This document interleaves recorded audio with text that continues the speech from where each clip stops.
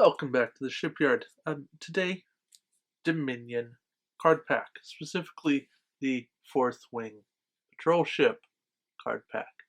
Uh, Sorry for the slight glare, these things are sleeves. Yeah, so let's break into it, see what I think, and we'll get there. So, Fourth Wing Patrol Ship, starting off right away, 3233, nothing changed here, double tech. Why you need double tech on the Dominion ship, we'll see in a second here. 16 points, so that's a 6-point savings. I like it. I don't love it, but I like it. This named ship isn't up there with the others, but it's after this ship performs a target lock action, you target a friendly Jem'Hadar attack ship within range 1. The target ship may perform a free target lock action. That's okay. That's definitely okay. It is coming together in this idea of synergy in the more you can work together and do more free stuff, the better off you are. Generic attack ship, same stats, lose the shield, save 3 points, lose a tech slot, and it's fine, but nothing to write home about. So this is the okay pile, this is the meh pile. We'll have really good cards sitting over here. Captain Goldemar, skill 7, 5 points. After this ship performs maneuver, place 2 time tokens on this card and target up to 2 friendly Jem'Hadar attack ships within range 1 to 2. Place an evade token beside this ship. The target ships may perform an action on their action bar as a free action. I'm okay with that. It's synergy. It's interesting synergy. Getting an evade, never a bad thing, especially on a defensive ship. Having played some Jem'Hadar synergy, both with the attack ships and the bigger ships, these things can be tough to kill. Getting this extra evade would make them even harder to kill. And if all Goldemar is ever used for is giving ships extra evades or battle stations for defensive purposes, he could be a very interesting captain. I think the 5 points holds him back a bit. That is a lot to pay, but I still see potential use for him. I'm not loving him, but I'm also not hating on him. All right, next we have a Vorta Commander, generic captain, which always a pro. Skill 5, 3 points. After the ship performs a green maneuver, the ship may perform a target lock action as a free action. I'm on board with that. 3 points, 5 skill, doing a green move. Jem'Hadar ships are fairly maneuverable, especially the attack ships. The big ships are lumbering pieces of, not garbage, but they're lumbering. They're basically bathtubs. You're not turning them. So yeah, Vorta Commander, playable. Very playable. Not in the, like, this is shaping the meta, this is what everybody's running, but a solid captain. So maybe sits over here, but actually, yes, sits over here. Good, not great. All right, our first crew is Elam Garrick. 1 point, which always exciting, 1 point crew. When attacking, if the defending ship shares a faction with this ship or this card, 1 hit or crit cannot be cancelled. This is really big because things in the meta right now, Sutherlands, Colo Sutherlands, they depend upon canceling your dice. taking as little damage as possible. Having Garrick to put something through makes a big difference. Now, Garrick has to share a faction. So what do? You put Garrick on a Fed ship. You could put Garrick on a captured Fed ship. That gives you synergy. That gives you independent. That covers a lot. Federation. That covers a lot. And Dominion. That covers a lot. So you're basically not covered with Mirror, Klingons, Romulans. Oh, but wait, you can put them on the new Kelvin Connies, and those are Fed and Mirror, so even more factions to cover. Yeah, Garrick is going to see more play.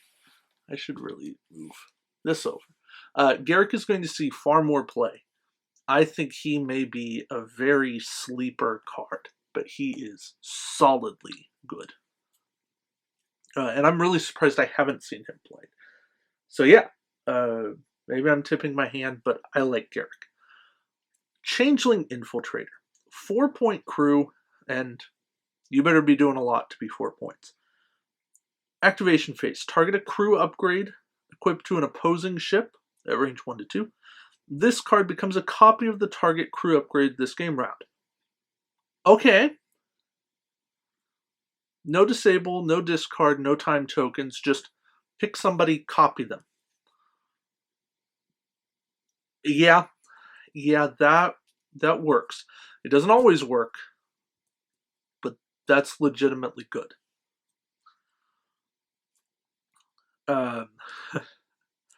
If I have to explain more about why that's good on this video is going to be far too long. So we'll save talk of Changeling Infiltrator for down the road. Alright, Seskal. Also 4-point crew. Combat phase. If all this ship's shields have been destroyed, disable this card. This ship rolls +2 attack dice this game round. Overpriced, over-restricted, was way better before Rule of 3. So, yeah, 2 dice, 1 time, and then essentially costing an action. I mean, I want to put him here, but I'm really tempted. I think he lives over here in the... I'm not going to use him pile. Alright, our first elite talent. Victory is life. 6 points. You better be doing something good for 6. Unique, of course. Combat phase. Discard this card, target this ship, and target all friendly Dominion ships at range 1. Place a battle station token beside all target ships. All target ships roll +1 attack die this game round. Okay, if you are building synergistically, and you are building all Dominion, this card is fantastic. If you play cross-faction, not so good. But if you play Fleet Pure, that's a really cool card. If you're going for theme, this is awesome. When the Cardassian faction pack comes out in like January, February, I forget which one, I'm pretty sure it's January, I think this card comes into play even more because cheap Keldons, oh, that's chilling. Yeah, that'll be really nice. Alright, our 1 per ship Dominion only weapon is Tactical Command Reticle, or Reticle?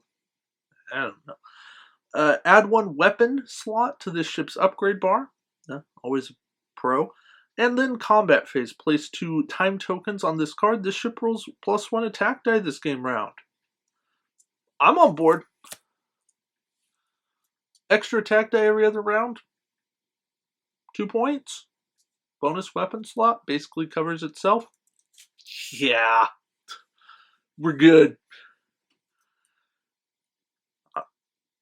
Need I say more? Alright. The last weapon here. Phased Polaron Beam. Jem'Hadar attack ship only, 1 per ship, forward firing arc, range 3, range 1 to 2. Or sorry. Range 3 dice, range 1 to 2. Attack, disable this card. Boo. This attack ignores the target ship's shields, and this ship may convert 1 battle station into 1 hit. It's 3 points. The disable hurts. Would have liked to have seen a time token version of it. 3 dice. Not great. Ignoring shields, nice. Combo with Garrick, nicer. But still, you're fighting defense dice, and lots of ships have all the defense dice they need to counter that. So it's going to sit in the middle. There's a place for it, but it's okay. All right, our 2 tech. First up, Cloning Facility. This is a 1 per ship. 4-point card. Activation phase. Target a Dominion crew upgrade equipped to this ship or a friendly ship within range 1. This card becomes a copy of the target Dominion crew upgrade this game round. Okay. Think about some of the Dominion crew that exist. For one, being able to copy Garrick. Well, that's pretty cool. Now you can make 2 dice uncancelable. Yeah, you're paying 5 points for that in total. That's a lot. Being able to copy Ramataclon or Amatagon. They're up on the screen. You'll see them. Being able to copy some of those very important Jem'Hadar that are unique, but you get a second shot at them. Being able to copy Bohica. Yeah, he's a 2-point crew. And yes, this is 4 points. But you get to circumvent uniqueness. And that's why Cloning Facility is really good. Yeah, it's Dominion only. And it annoys me that the Cardassians and the Brain are lumped into Dominion, because I wish there was a way to have Dominion proper with those sub-factions, so that Cloning Facility didn't copy Cardassians. But it's a rant for another day. Still, Cloning Facility, fantastic card, sitting over here in the great pile. All right, Anti-Proton Blast. 2-point tech. Take as many as you want. Activation phase. Discard this card, target this ship, and target all friendly ships within range 1. The target ships can target opposing ships with a cloak token beside them with a target lock action this game round. Given the restrictions of range 1 on who can target this, and that it's a discard, I would have been fine with a 1-point cost on this, and it's taking up a tech slot. I don't see cloaking being everything, especially to the Dominion. Dominion don't rely on their secondary weapons. And outside of like the big Jem'Hadar cruiser, the battleship, had to flip and get the right ship, and maybe the aft cannon, or sorry, the disruptor cannon.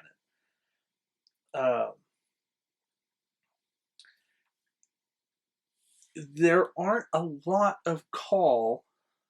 isn't a lot of call for the secondary weapons that depend on a target lock. Dominion just aren't based on their target lock weapons. So you have to go with how much use is this really to the Dominion? And the answer is not a lot. So then you start looking at how much is it worth off faction. And then you realize it's a 3-point card. And at that you go, do I know my opponent's cloaking? I don't. Cloaking doesn't show up that much. So that's why I have to stick it over here. It's not a bad card. It's a cool effect. it's just too limited. It's overpriced. It would be a great sideboard card, but it's not there. All right, so to recap, our meh cards that we don't necessarily care about: the generic attack ship, Seskal, and the anti-proton blast. Those are the Our middling cards, the ones we think we can find some use for: Phased Polar On Beam, the Vorta Commander, Goldemar, and our named Fourth Wing Patrol Ship. Viable cards. The very nice cards: Cloning Facility, Tactical Command Reticel, Victory is Life, Changeling Infiltrator, and Elam Garrick. So that is 5 very nice cards, 4 decent cards, and 3 cards out of a 12-card pack. I will take that any day of the week.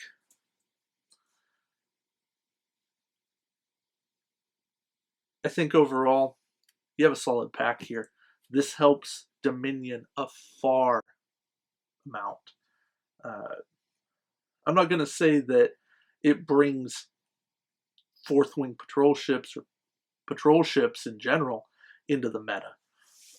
I've seen them played. I've seen them played to reasonable use. But